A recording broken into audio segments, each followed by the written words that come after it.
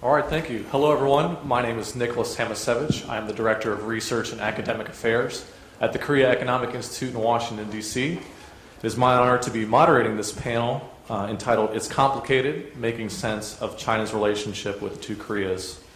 We want to thank the Asan Institute for putting together this great plenum and inviting us all here to talk about China and the two Koreas.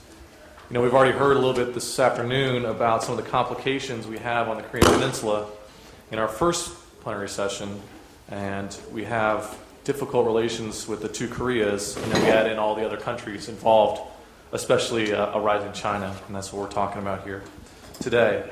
I think part of the complexity we can see is in the relationship that both Koreas have with China.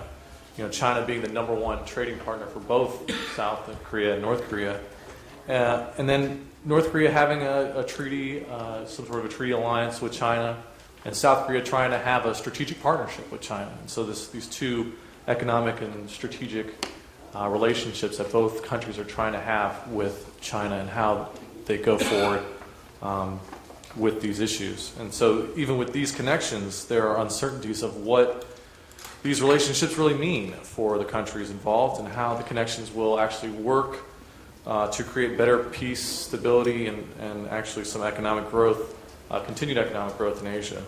And lastly, all these factors are intensified with the leadership changes in all three countries this year. So it's right that Asan has picked leadership as the topic and theme, as it, as I said, intensifies some of the issues that we have to talk about today. Fortunately, we got a great panel here for you to talk us through some of these issues. Right to my immediate left is Dr. John Park. He's Senior Program Officer at the United States Institute of Peace, USIP. At USIP, Dr. Park directs USIP's multiple Track 1.5 projects for Northeast Asia, focusing on issues involving Korea, U.S.-China relations, U.S.-ROK-Japan trilateral issues, and many others. Prior to joining USIP, Dr. Park worked in Goldman Sachs' Public Finance Group, and prior to that, he was the project leader of the Harvard Kennedy School's North Korea Analysis Group. Next to him, we have Dr. Liu Chun, Research Fellow at the Asan Institute for Policy Studies. Dr. Liu has served in the Navy unit of China's People's Liberation Army and was the United Nations military observer for the United Nations mission for the referendum in Western Sahara from 2005 to 2006. He also previously worked as an associate professor in the Research Center for the National Defense Economics at the PLA National Defense University. Following him, we'll have Dr. Hankwon Kim. He's visiting professor at the Korea National Diplomatic Academy. Dr. Kim is focusing on China foreign policy and nationalism in his research, as well as China-North Korea economic relations.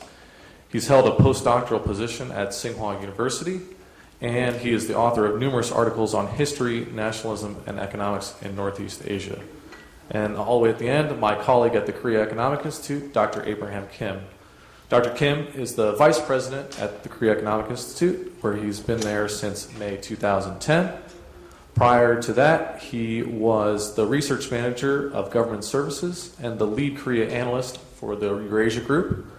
He has also worked previously as the project manager for the Science Application International Corporation, as a policy analyst for the Center for Strategic International Studies, and as a researcher at the Weatherhead Institute at Columbia University. So as you can see, we have a great panel here.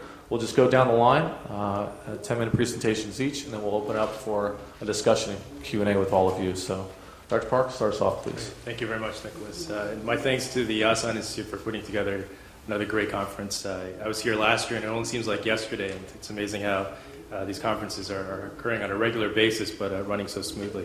What I wanted to do today is provide something of a macro context and have my colleagues here fill in some pieces in different perspectives.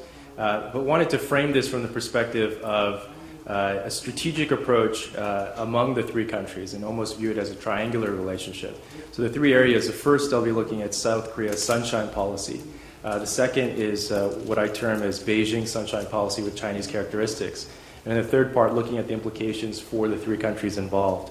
So when we are trying to make sense of China's relationship with the two Koreas, I think the anchor piece really is South Korea's sunshine policy from the perspective of what the two progressive governments in South Korea tried to do in the 2000s. Starting with President Kim Dae-jung, we see the South Korean government trying to use economic engagement with North Korea to effect transformation in the regime and try to get them oriented away from nuclear weapons to development to economic development. And then this policy being carried over under the 5 years of the Roh Moo-hyun administration, taking us all the way up to about 2009. At the height, I'm going to skip a lot of parts here just to highlight some of the key points. At the height of it, it was really the Kaesong Industrial Complex and the Kumgan tourism site. And so if we think of the sunshine policy, those were the two key manifestations of it. But if you look at how those were the prototypes, if this were to have gone forward in successive South Korean regimes, these would have been the seeds that the South Korean government wanted to plant in other areas. Of course, with the changeover of government in South Korea, sunshine policy is pretty much dead. But as I'll explain in the second part, it's alive and kicking in Beijing, but with very specific characteristics. The last part of this section on South Korea's sunshine policy that I wanted to highlight is that there is an important distinction, and that is South Korea's sunshine policy really only radiated inside of North Korea. We didn't see North Korean state trading companies operating in South Korea. We didn't see really North Korean state trading companies expanding much in terms of their operations. Even if you look, again, at the height of the operations of the Kaesong Industrial Complex and the Kumgan tourism site, they were fenced in. In many respects, the idea was to create a hermetic seal around these particular sites, very different from the Chinese type of commercial engagement happening in North Korea.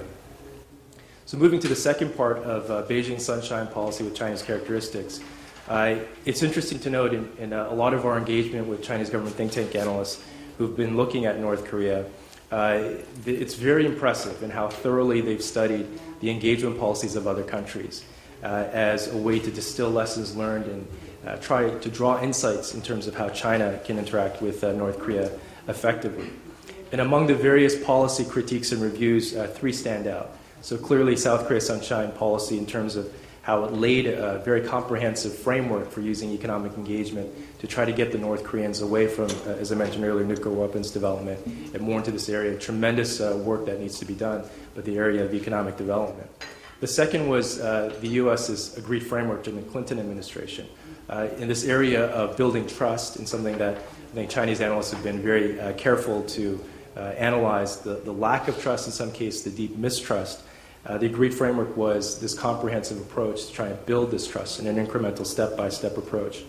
Then the third was actually Japan's policy under Prime Minister Koizumi, which led to the Pyongyang Declaration. It was a year-long secret negotiations in the early 2000s, and eventually Prime Minister Koizumi going to Pyongyang, signing the Pyongyang Declaration. Very comprehensive deal where it was the Japanese putting everything that they wanted on the table and the North Koreans doing likewise. The idea was the grand bargain approach, and we see the prototype of this concept of the grand bargain. But with this, it's important to take a step back and look at how the Chinese have adopted this version of sunshine policy and how they're implementing it. It's important to put it in the context of the effort to build up the party-to-party relationship between the Communist Party of China and the Workers' Party of Korea. We will, in August, celebrate the anniversary soon of the founding of diplomatic relations between South Korea and China. And if you think of that period in 1992, it was something of a seismic change in the region. The Chinese made a very specific, calculated decision to make the movement away from North Korea and deepen a relationship with South Korea.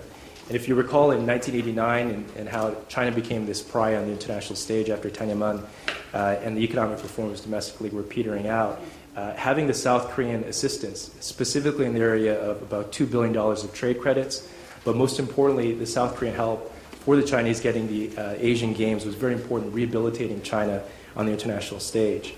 But this effort to rebuild this relationship, we go through almost a lost decade. And this is a period where North Korea goes under tremendous strain and difficulties leading up to the Great Famine in the late 1990s and the early opportunities for China to move forward in this effort to rebuild the relationship. This leads to this decision point, and it's very common in Washington to try to pressure and entice Chinese leaders to make the decision between North Korea a declining country that is increasingly becoming problematic for China, or vibrant South Korean economy, and trying to hitch onto that type of dynamism in terms of economic development and prosperity. But from the majority of the Chinese government think tank analysts, it's not a choice between one of the two Koreas, but rather the view that it's a Korean peninsular strategy, and they need two stable pillars on which they will maintain this Korean peninsular strategy. And that being the most sure recipe for stability on more of a durable and sustainable basis. Now, to implement Beijing Sunshine Policy, it looks like the Chinese have developed, or at least these characteristics have come to fruition in the process of implementing this Beijing Sunshine Policy. The first is that if you look at it, Beijing Sunshine Policy is much brighter inside of North Korea than South Korea's Sunshine Policy was. As I mentioned before, these industrial complexes that South Korea started are fenced in and tightly sealed. Whereas if you look at the totality of the border region and the mineral resource sector in the border area, you see a lot of active Chinese investment and things that were speculated, but now if you have access to Google Earth, you can actually see the development and the extraction of resources, transportation infrastructure, and the like.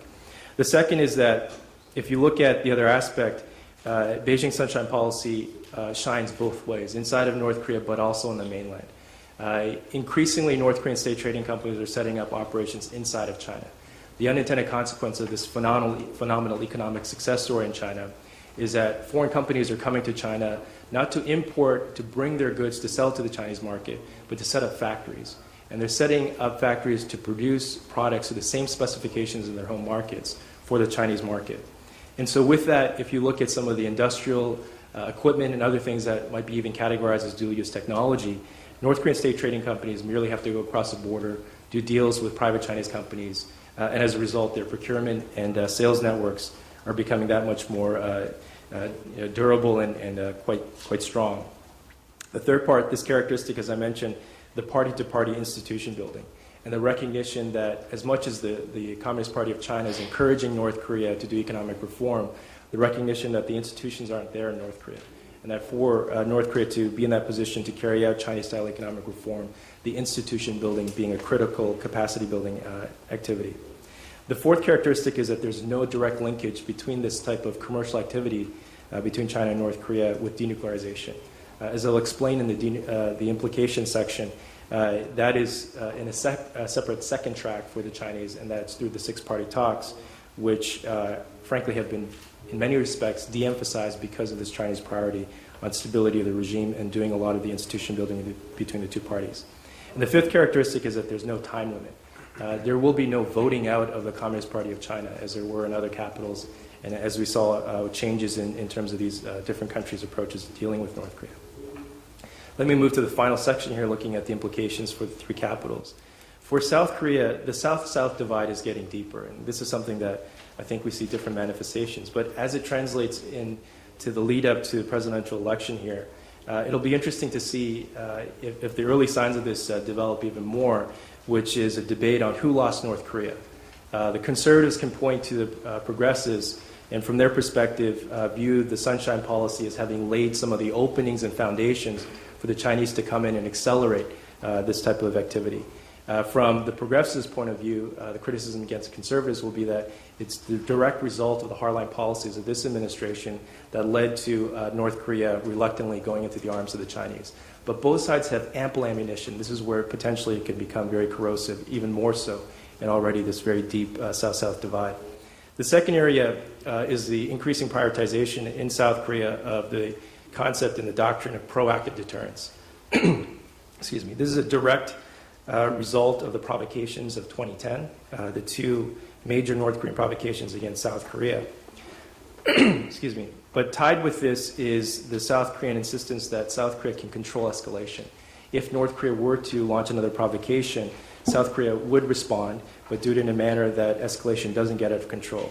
I do know that in a lot of the discussions that have taken place about this doctrine, the focus immediately goes to this concept of controlling escalation. And those on the military side in the United States and other countries expressing a lot of concern that in practice, once escalation occurs, the latter you can't really stop. And this concept is changing the security calculus in Northeast Asia. I think there's one thing that is getting the Chinese to act more proactively.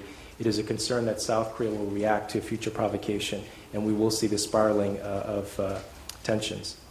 For Pyongyang, this over-reliance on the Communist Party of China during this leadership, now its consolidation period among this collective leadership, is an important point which I think feeds into the second implication, which is North Korea's use of military provocations for multiple purposes, but one important one is to erode the credibility of China.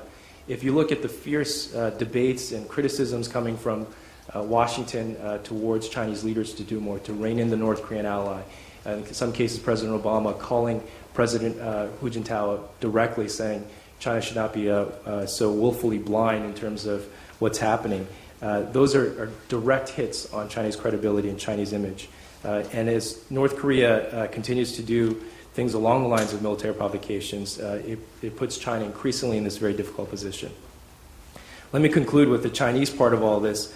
I think first and foremost with Beijing Sunshine Policy, it is that distinction between the two-party approach, which is the Communist Party of China to the Workers' Party of Korea, and the six-party approach.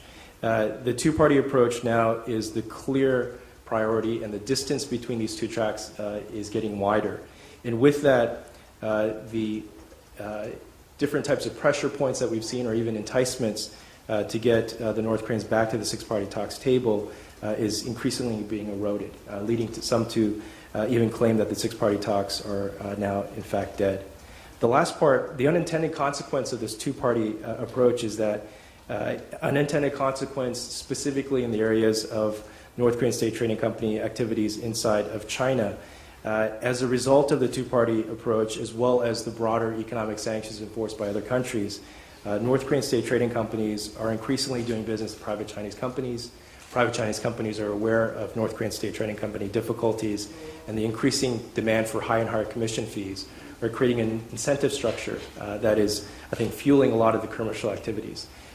Increasingly, when we move forward, I think we're going to see some very interesting products show up in North Korea. And I think that will be a direct result of these increasing commercial flows. And I'd like to go into a little more detail during the Q&A, but I'll stop there. Thank you. Great. Dr. Liu?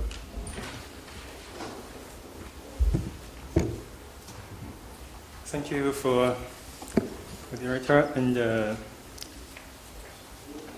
yes, I think it's very hard for China to balance the true stance balance between the North Korea and South Korea. And also, it is very complicated for China to make a policy decision. But nowadays, I believe China faces a very huge challenge when China deals with two Korea and Korea Peninsula issues. The purpose from Chinese side is including the 3 points. The first one is the denuclearization in Korea Peninsula. The second is to maintain the stability in the Korea Peninsula. The third, I think, is in the long run support the Korea Peninsula unification. And so, in this purpose, China wants to maintain a neutral between the two sides. But during this process, China faced a lot of challenge. The challenge comes from, first one, for example, the six-party talks. If China is the chief part, is the negotiator between the six countries, but the six-party talk will not successful, and because it is a six party, because every party has its own interest, and so it's very sensitive. Every party has some denied or against this, some opinion. The six-party talk will be stagnation or stop. This makes China very in some the privilege to deal with international issue, if some kind of challenge and difficult. And also, when China deals with Korea Peninsula issues, China showed there are a lot of pressure from, especially from the Western part, also for the international community. Because for Chinese point, we think nowadays the relation between China and North Korea is just a normal relation. we're not like the history. In the history, we are in the same allies. But after 1992, we decide make a foreign diplomacy relation with South Korea. After that, the relation between China and North Korea was something changed. And so nowadays, it's very hard for China to push to give some advice or to persuade the North part to change his ideas, especially something related to the North part core issue or core interest. So I think for the North part, only make his own decision based on his own interest. Now, sometimes also they don't concern about the feeling of China. So you see, China will be very hard to. But nowadays I see, for example, the satellite launching from U.S. side, for the South Korea side, said China should push more hard to North Korea. And if we both, all of us put more hard to North Korea, they may be stopped. I don't think so. And also, as I know, China made a very clear point to the North Korea, and also we negotiated with North Korea with different ways, but it's not working. That's why the UN passed the solution for the satellite launching. And the third challenge is that security, the China security, and face a very big challenge from a Korea Peninsula issue. For example, especially I think the most important is a nuclear test. This one I think is the most important for us. And also, you know, the place where the site where North Korea the nuclear test base is only about 100 kilometers from the border of China. And so if something happens, China also suffer from this kind of incident. And also concerning about the environmental issues, because most of country make a nuclear test in the desert or in some island, no residents there. But look for the North Korea, they make a nuclear test, underground nuclear test. But in this area, there are a huge population there, and including the China, the northeast of China is nowadays become very important for China to development. And so if I worry about if something happens, we will suffer a lot from that. And okay, that's a challenge we face. But the most important thing, why the North Korea still go his own way? They never change his idea to, for example, to stop a nuclear test and missile and satellite launching. I think the most important issue is nowadays the Korea Peninsula is still in the state of the truth. It means that just it's a war state. It will not sign a peace treaty between the two sides. One part may be U.S., South Korea, and the part is China and North Korea or Russia. But actually, China withdrew all of the military force in 1958, and nowadays, and even after the 1992, we established the normal relations, diplomatic relation with South Korea. And so you see the situation is changing. In the one part of North Korea, in the other part is very strong military allies. And so I think the North Korea receive a huge challenge. They feel very insecurity for themselves because of they need to shoulder the many pressure, especially from military pressure from the strong military allies. I think that's the main reason why North Korea still continue to make some violation of the UN resolution, still want to make a satellite launching, missile test or nuclear test. I think that's the main reason.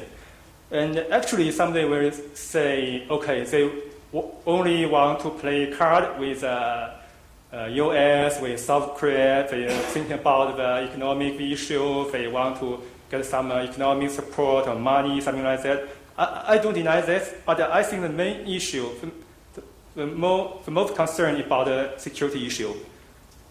And so that's where I think that's where the North Korea's military first policy comes from. And so if the North Korea still in this state of insecurity feelings, I think it's very hard to push the North Korea to abandon or stop a nuclear test. Yeah, it's very hard.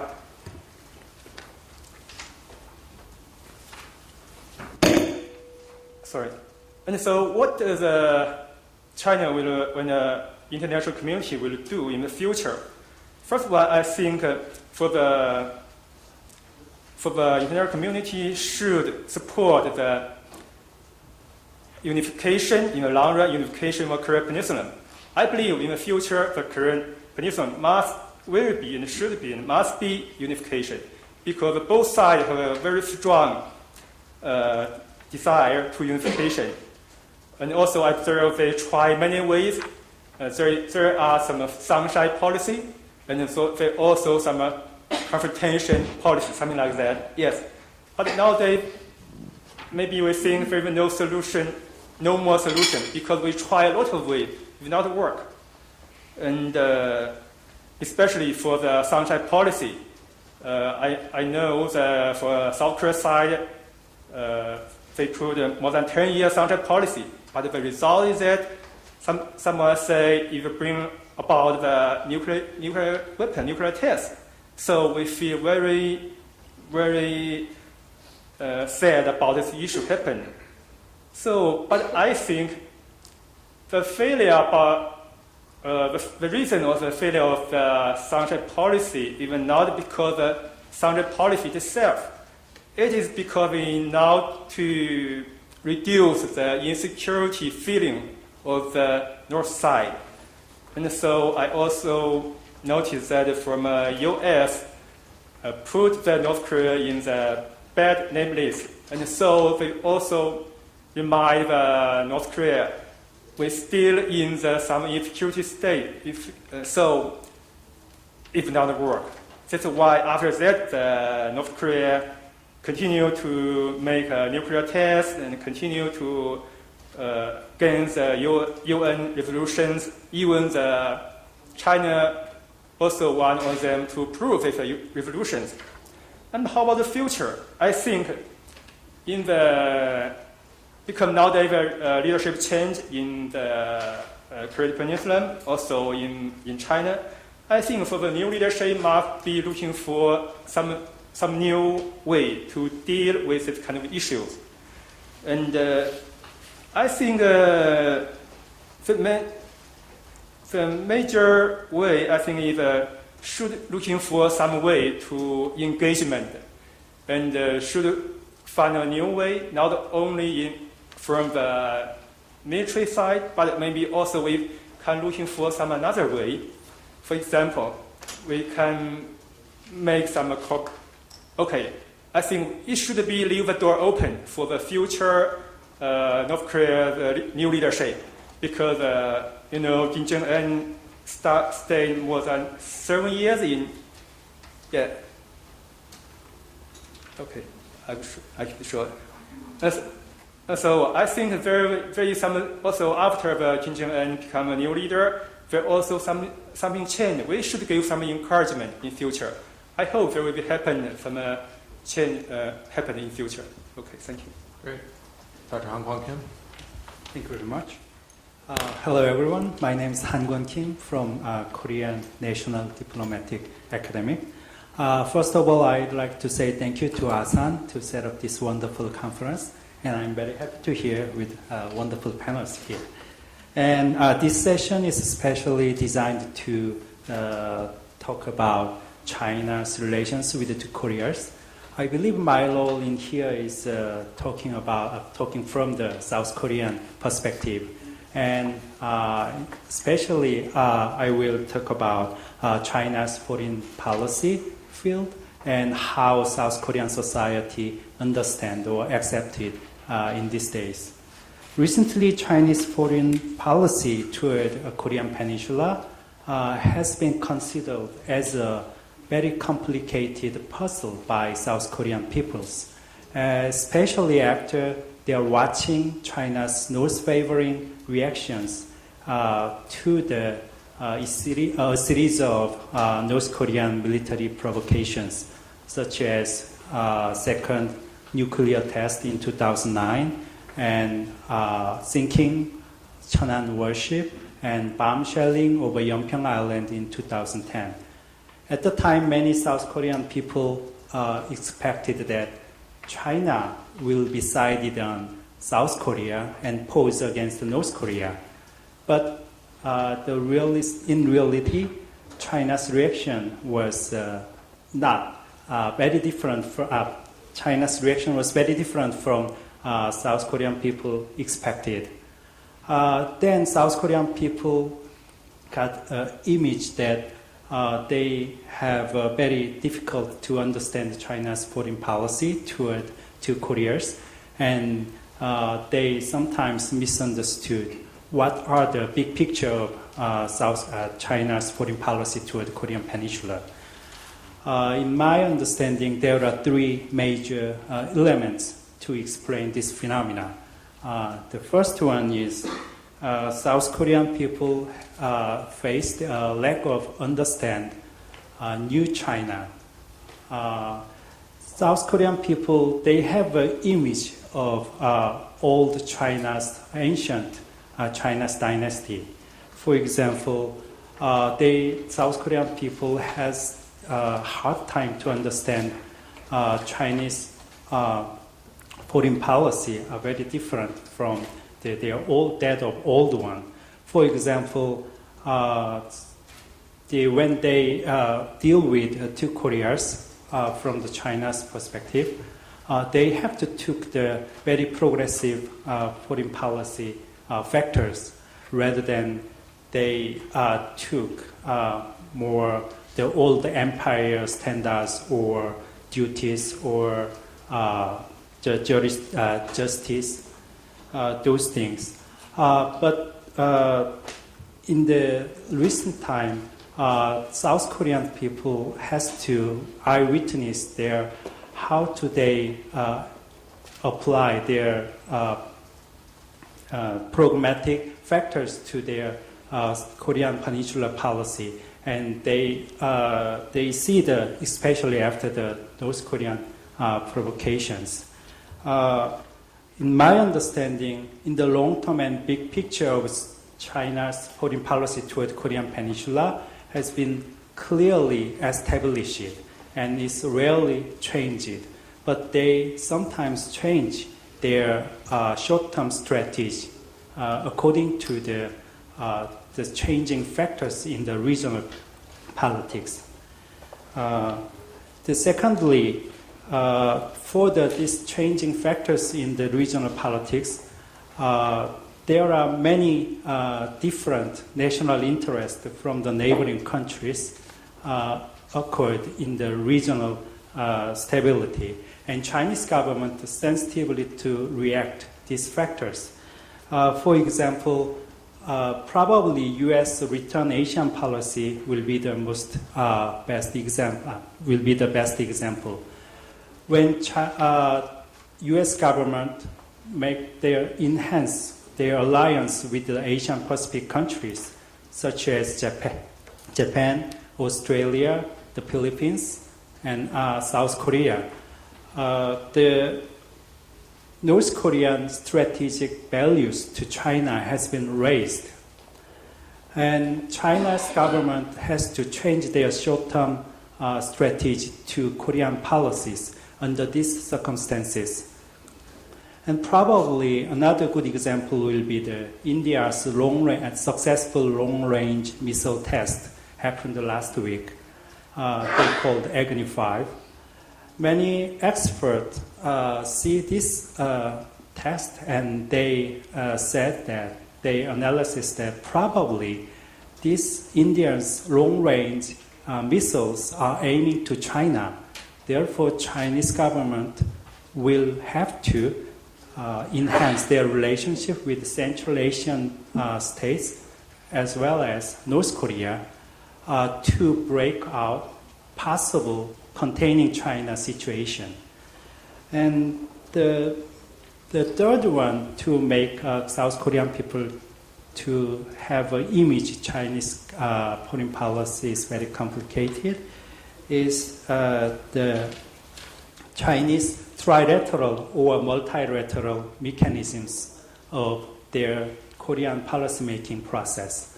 For example, when we talk about North Korean refugee issues, South Korean society, they just talk to China and they ask Chinese government, don't their refugees send back to North Korea. They just see only China. But from the China's standpoint, they have to deal with these issues concerning with North Korea, of course, and even Vietnam, and even Chinese Xinjiang area. That's why Chinese people always think it when they found on issues with the Korean Peninsula, usually they have to deal with other factors in the neighboring countries. Another big good example will be the Ear Island that happened last month. When we talk about Ear Island, when South Korean people, they asked the China, please don't harm South Korean sovereignty. But from the Chinese government perspective standpoint, they have to deal with this issue. They have to consider South China East Sea and Japan's territorial dispute with Japan around Diaoyu. The Japanese name is Senkaku Island. So when we happen some issues around the Korean Peninsula, we have to know South Korea and China's way of approach is that mechanisms are very different. So my point is that to improve, to reduce this misunderstandings between the two countries, and to improve future South Korean and China's relationship in their foreign relations, South Korean people more focus on the big picture. I mean, the long-term China's policies toward Korean Peninsula, rather than just focusing on the short-term strategy, especially to North Korea. For example, when South Korean people devoted to see an analysis, the short-term analysis, short-term strategy to North Korea, there will be many conflicting points because at this point, Chinese government has to protect North Korea for their own national interest and core interest, that is continuous and stable economic development, which has been the top priority of Chinese government since Deng Xiaoping's reform era. But if we see long-term together between China and South Korea, there will be many sharing interest and also a room for mutual cooperations. For example, they both agree with the peaceful environment around Korean Peninsula, and also they want to denuclearize North Korea. They also want to open up and reform North Korean society, and probably, in my understanding, possibly peaceful reunification of two Koreas. Therefore, I think for the better future relations between the two countries, I think now it is time to first discuss long-term and short-term pictures at the strategy and foreign policies. Then we should talk more about long-term and big picture of Chinese foreign policy toward the Korean Peninsula. Thank you. Thanks. Dr. Abraham Kim, wrap it up for us, please. How much time do we have? You got do a nice short 10 minutes, then we'll quickly go to Q&A. Okay, I'll just literally strip out everything, and I'll just give you the main points. So, as the title of this panel is called, it's Korea-China relationship. It's complicated. My main point is that not only is it complicated, but it's going to get even more complicated as moving forward. And I want to highlight just three basic factors that I see as probably will continue to make this relationship more complicated. And I summarize it in 3 points. One is intransigent interests, diplomatic security dilemma, and problems with prosperity. So those 3 points, okay? So basically, in intransigent interests, as we all know, China has uncompromising interests to maintain stability of North Korea, and we've seen that to the extent that China is willing to go to stabilize North Korea. I mean, just even recently with these last few weeks, even after the rocket launch and so forth, and China signing on to the chairman's letter, we just saw on Monday that President Hu Jintao came out with a statement bolstering the friendship of China and North Korea ties and supporting the Kim Jong-un regime. And it's understandable why these interests are intransigent, because there are 2 points. One is, of course, maintaining stability in North Korea is very critical to maintaining stability in China. We all know the arguments that if North Korea implodes, then all the humanitarian disasters, the potential spillover, could all impact China, Northeast China. But also the other factor that South Korea would be involved in trying to stabilize destabilize North Korea, and which we often forget that South Korea is a major investor in China, as well as does over $180 billion worth of trade with China, and that would impact how South Korea does business with China. And if we all understand that one of the 2 pillars of the Chinese regime to maintain its legitimacy is economic prosperity and nationalism, of course, economic prosperity will be impacted. And so this is an existential issue for China. And the second thing is we also forget that North Korea plays an important geopolitical role in how China deals with the United States. We heard today how the Chinese are very frustrated with North Korea, but we also forget the upside of North Korea existing for the Chinese is that it keeps U.S., South Korea, Japan off balance and needing to go to China for help. But also in China's relationship with the United States, it is a bargaining chip, right? A bargaining chip where the Chinese and the U.S. can deal together, but the Chinese can use in other areas of the world. It's not just a Northeast Asia problem, but it's a global issue for China and how they deal with the United States. So the challenge for South Korea is, given North Korea is tied closely to China's stability and these geopolitical upside for China, how does Seoul manage this relationship when China has this intransigent interest to maintain the stability of North Korea? My second point, diplomatic security dilemma. There is a perception problem among the regional stakeholders. And what's interesting is that, and we also saw this today in the main plenary session when we had all the individuals, our senior scholars with Chris Hill and so forth talking, that every country thinks that they're a victim and their counterpart is acting irresponsibly, right? So the Chinese believe that the United States, South Korea, and Japan are acting irresponsibly because and is partly responsible for North Korea's behavior because they're not engaging North Korea. They're not coming back to 6-party talks. And South Korea has been too hard-line toward North Korea. And therefore, it's no wonder the North Koreans are acting that way. It's natural. And meanwhile, the Chinese are trying to stabilize the region, trying to bring everybody back to the 6-party talks.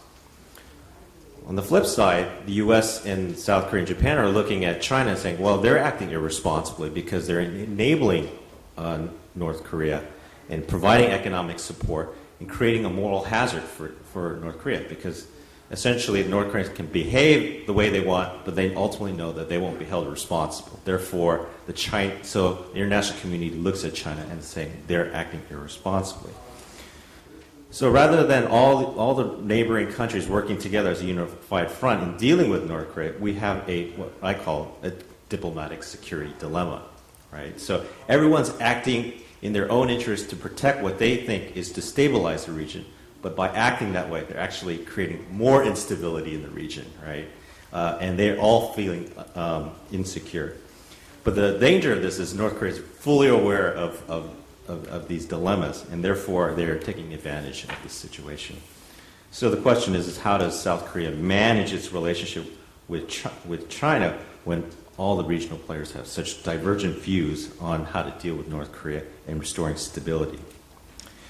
My third point is the problem with prosperity. What will make, as we all know and we've heard about it discussed today, Asia Pacific is the most dynamic region in the world, and China and South Korea, of course, are the two prime examples of the dynamism, and which has caused the U.S. to focus on Asia Pacific, and we've heard about the pivot, right? And U.S. focus militarily, diplomatically, economically on Asia Pacific, and the idea of TPP. Of course, the Chinese are viewing this as the more hardline Chinese are looking at this as a containment policy, or it's promoting certain fears that there are problems that the U.S. is slowly trying to control Chinese influence. The problem this causes for South Korea is that it highlights this growing rivalry that's developing in U.S.-China, and South Korea is put in the uncomfortable position that they may be forced or put into a position where they have to choose, and they don't want to do that.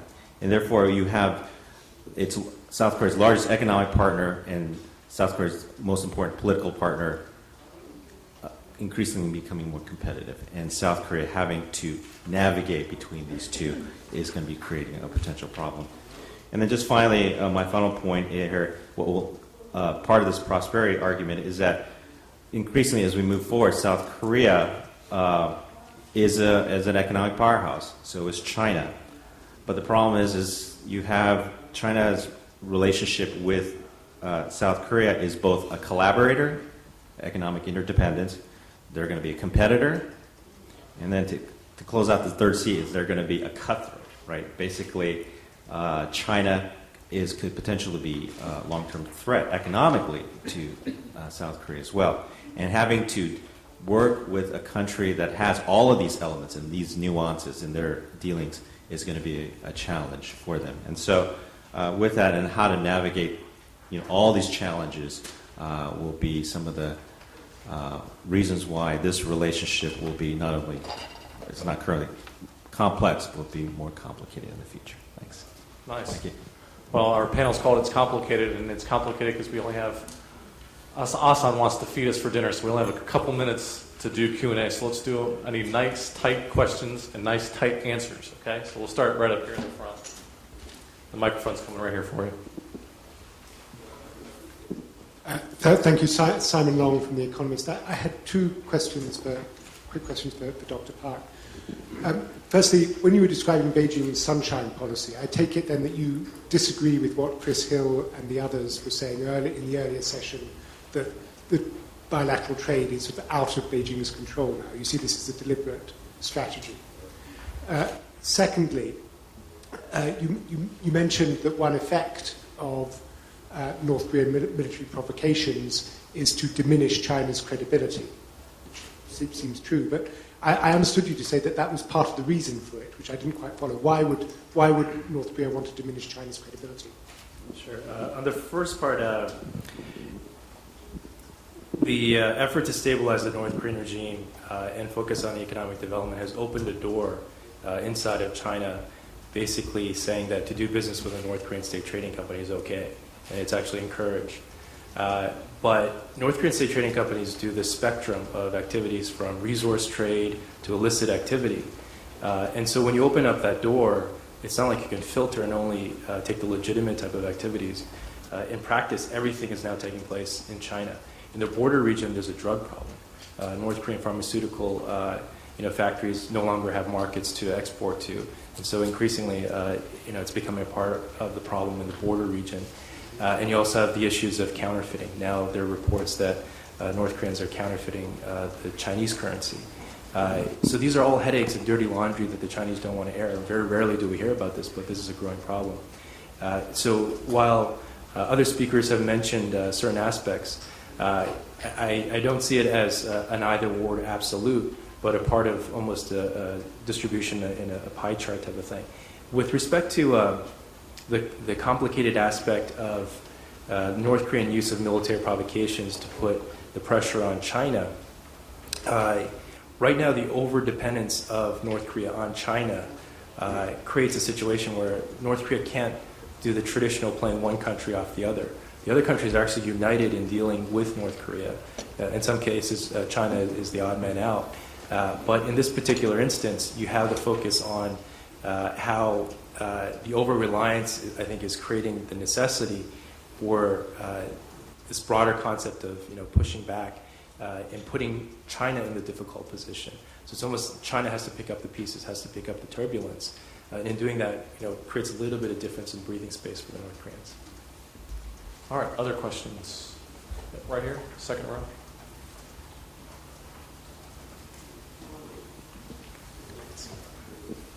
Thank you very much. I'm Hirakutsu from Japan. I have a question for Dr. John Park, and also a question for Mr. Liu, and also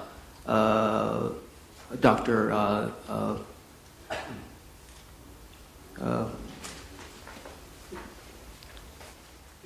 Kim Hankwon. First, Dr. Park, from the experience of studying Chinese business activities in North Korea, do you get any impression that the Chinese economic involvement is irreversible to the point that in case of any type of North Korean regime collapse, Chinese military involvement or some kind of intervention into North Korea to protect their vested interests is inevitable? That's my question for Dr. Park. And my question for Mr. Liu. In the plenary session, we heard from your Chinese colleague that North Korea is not 100% controllable by China. And North Korea got the right message from the latest UN security document against its missile test. But my imaginary question is, hypothetical question is, what would be China's red line regarding North Korea's negative behavior? And my question for Dr. Kim, you told us about South Korea's image of China. My question is, what is your view on North Korea's image of China? According to Hwan Jang-yup, the highest ranking North Korean official to have defected to South Korea, Kim Jong-il often spoke ill of China. Thank you. We'll just go right down the line. Sure. Very, very quickly, the Chinese investments in commercial activities in North Korea are really small scale compared to the broader Chinese interests vis-a-vis North Korea. In the case of what you mentioned, a collapse scenario, I think the Chinese approach would be to recognize and prop up any regime in Pyongyang. So this gets into the question of legitimacy. Whose definition of regime collapse or regime failure will win the day? I think China will consistently try to maintain its position. If it's a weak regime, then assistance. It's a member of the United Nations. And so you'll hear a lot of that rhetoric. Okay, I think that I also mentioned that for North Korea, they make their own decision only based on its own national interest. That's number one. The second is why China still gives some support to the North Korea. I think that based on the humanitarian aid, we never support the for military weapons, something else. We only support some food, some necessary oil. That's the second point.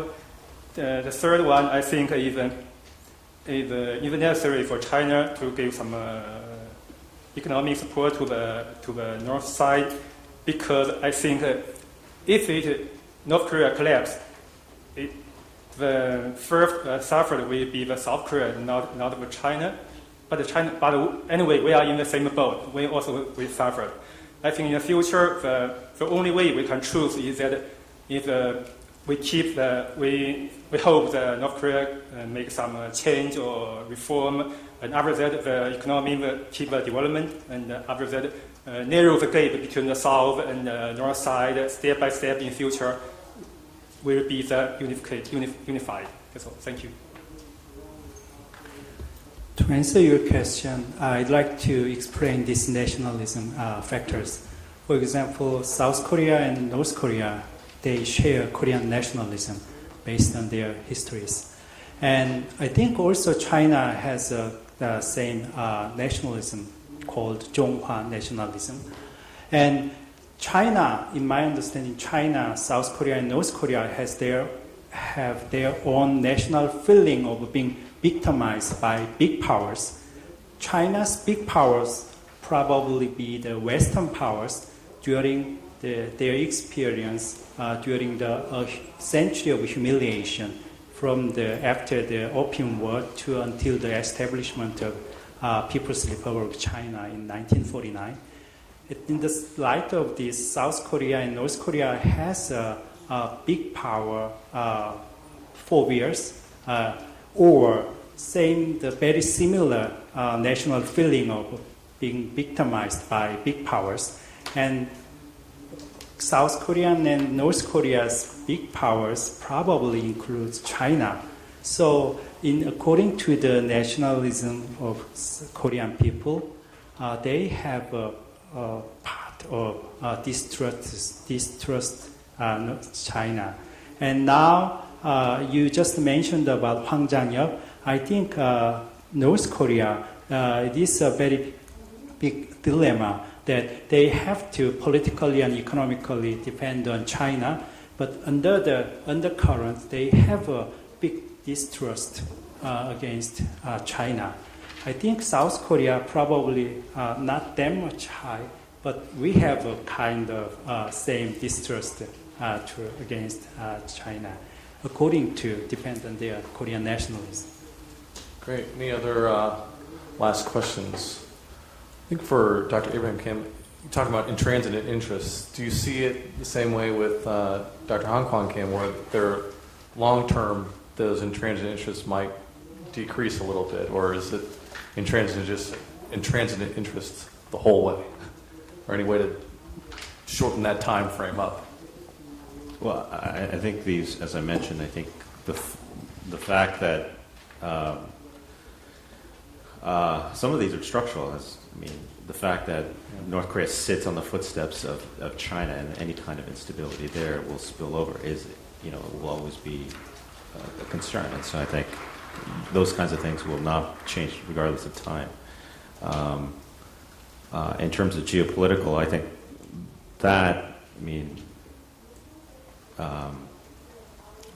I think that probably will be persistent for a long time too. So, yeah. Yeah.